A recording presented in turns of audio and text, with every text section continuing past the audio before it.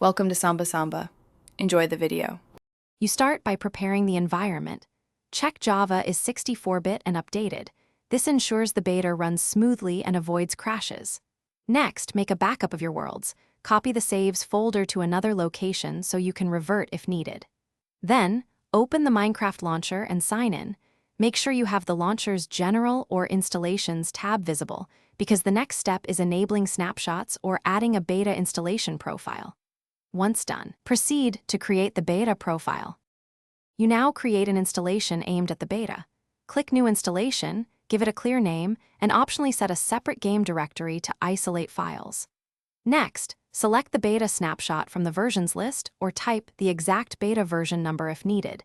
This ensures you run the intended build. Adjust JVM arguments and allocate 2 to 4 GB RAM depending on your system. This prevents out-of-memory errors. Once configured, save the profile and prepare to launch to verify assets and libraries. You finish by launching the beta profile and watching the launcher log. It verifies assets and downloads any missing libraries. This confirms the client is complete. Then open a backup world first. Test key features and performance before using main saves because beta builds can be unstable. If you encounter auth failures, missing libraries, or crashes, clear the launcher cache and try again.